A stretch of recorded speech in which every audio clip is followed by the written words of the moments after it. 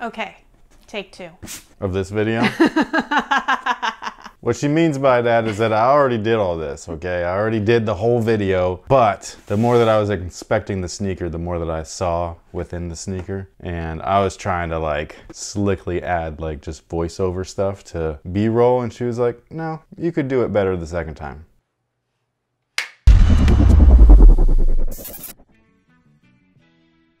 Yo, what's good guys? My name's Chris. Welcome back to the official WearTesters.com YouTube channel. Today we got one of my favorite new Jordan shoes, which will surprise you guys because it's not a retro, okay? And it's one that is very similar to another love of mine, if you've seen the low-key video. I love Vans, and I love it when we get some Jordans that are like Vans. Now the shoe itself is named the Jordan Series .02. There is a .01 version. From what I can tell, it's just a black and white version of the shoe. One of the coolest features about a lot of these newer shoes nowadays is the box, which is sad. Like when the box outdoes the shoe, that's not a good look. However, one of the things that I keep asking for is information, tech specs, a sheet, a card, a booklet, something that tells you a little bit about the product that you just bought. So whoever designed this shoe and put together this whole thing is a goddamn genius. This is all of the design elements of the shoe. It's the design sketches. There's all the little call outs and everything pointing out what every part of the shoe, not all of it, but like a lot of it, what the inspiration was.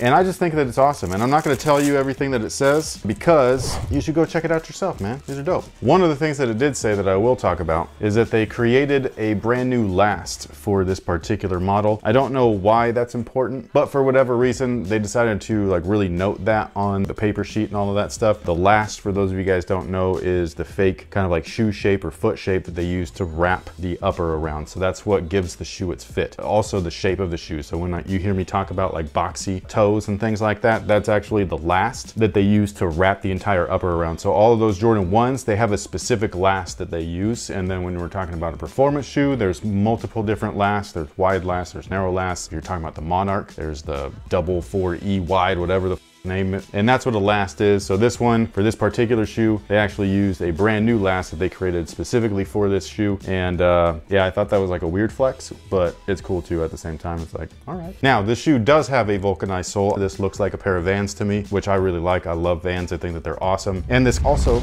pays tribute to a couple of classics. It pays homage to the Air Jordan 1 as well as the Airship, and those little references are very loose in this upper, but they are there, which is why I'm here doing this once again. Also, there's like Kobe logos in here all the way through. I don't know if that is on purpose or not, but I like it. So each colorway of these shoes is going to be a small tribute to someone that was important to MJ. This particular colorway says Dear Dean, and that goes towards his college coach, Dean Smith. Obviously, there's the UNC blue all over this thing, so that's what this one is. There's one that says Dear Larry. That's for his brother. That's another like big tie-in to all of this stuff. So you have on the bottom at the pivot point, you have the 45 divided by 2. So that's Larry's original number, which is 45, which is why he wore that when he was playing baseball. But it's also why he wears 23, because you divide it in half and it's almost 23. It's right there. It's so close. On the outsole, there's also a couple of quotes, again, directly from his brother Larry. So in the backyard, the two of them would battle it out, and that was pretty much his greatest adversary or his most intense competition until he got to the league. But basically, that's the guy that molded MJ to be as competitive as he is now. Always got to beat your brother, you know what I mean?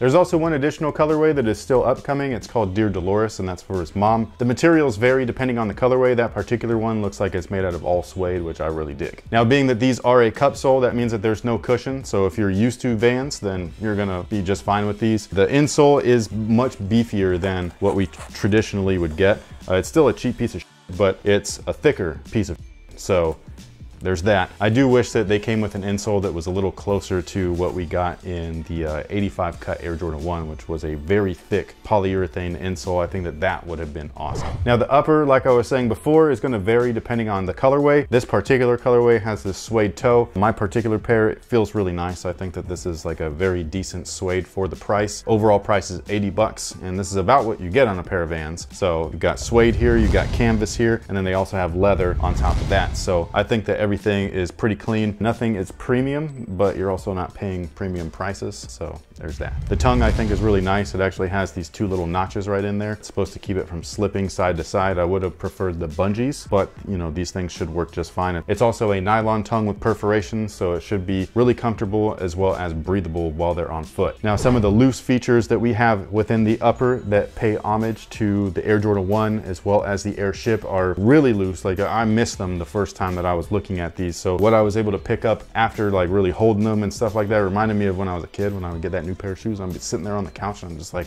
mesmerized by everything. That's what I was doing with these because I like them so much. I just really like this look. The toe box area, the perforation, like kind of like placement, is very similar to the Airship, which is awesome. Also, this little panel right here, this little U-shaped panel at the base of the laces, that is also from the Airship, which again is really cool. The stitch work is from the Airship. The forefoot area right here, this whole section is from the Nike Airship's forefoot section where they have that forefoot strap. And then the back section right here where you see these little kind of like angled lines, those are actually from the Air Jordan 1. So those are what you get on the collar that goes past the swoosh and then back down to the midsole. So I think that the little tribute pieces that they did are very subtle. Again, I almost missed them. And I love that they're on here because it's so subtle that you would think, oh, this is a plain ass shoe. It has nothing to do with the past. Nah, man, they were super slick with it. I love it. Now, as far as sizing is concerned, I personally went down half a size. I saw that recommendation somewhere that I can't remember where. I've tried looking for it since the first video and I can't find it. So I don't know where I read to go down half a size, but I listened to that person and I am glad that I did. If you wanted a little bit more wiggle room in the shoe, you could go true to size. Just be aware that there's nothing in the shoe. Like, there's no padding or anything. It's very thin all the way through. The tongue's thin, the collar's thin, toe box is thin. So if you go true to size and you start breaking them in, they might end up being a little bit loose. And for me, when I wear shoes like this that are loose, the heels end up chafing the back of my legs and then they get cut open and then it hurts when you take a shower and all that.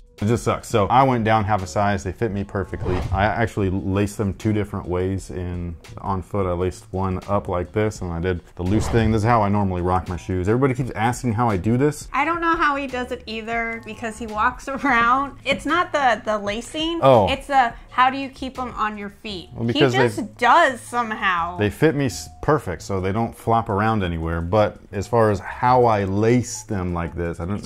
Pulling. Yeah, I didn't do anything. They came laced like this, and I just unlaced them. He's kind of like Dennis Rodman opening a Yeezy box. He just. No. No. Okay.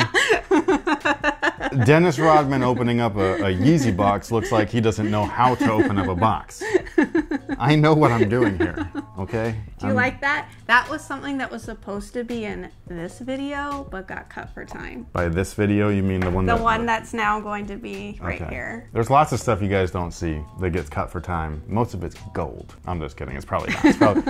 It was probably cut for a reason. But yeah. It was a random tangent about how Dennis Rodman doesn't know how to open a shoebox. Why would I have even talked about that? I don't know. And that's why it got cut. Anyways, what do you think about these? You like it when I wear Vans. I do. You think that they would make my cankles look good? They make his bottom half look extra nice. Listen to the ladies, folks. But so yeah, do you like these? I do. I do like these. I really like the Dolores pair that's coming out. Goes with my nails. But yeah, I like that burnt orange look. Pumpkin spice. Pumpkin spice. Everything nice. 0.02s. Yes. Yeah, nah, man. I'm surprised that they haven't done a pumpkin spice. They really don't have their finger on, you know, the pulse of things and stuff. But you know, whatever. It is what it is. Would you wear these? I would. I don't know if they come that small. They probably don't. I'd be surprised if they didn't, because this is a cheap shoe to make. Like, it doesn't cost much. Vulcanized soles are cool. Something that you did not see is me talk about how satisfying it is, the making of a Vulc sole. Yeah. And we like gelled together while saying it. It was a beautiful moment. Sure. Anyways, if you wanted to watch what it takes to make a vulcanized shoe, just Google or search on YouTube how to make Vans. They have this like hot knife that they just... Yo, they cut off the excess because this is a 2-piece kind of like outsole and everything. Yeah, you watch them wrap and they go... And there's all this extra rubber that hangs down, and so they want it to be flat with the outsole, so they use this hot-ass blade. It looks like they're making a cake, but it's a shoe. Yeah, it looks like fondant. Yeah. And I don't know why, but it's so satisfying. I just love watching them do that. So go check it out. But with all that being said, thank you so much for watching. Thanks for all the support, and until next time, guys, have a good one.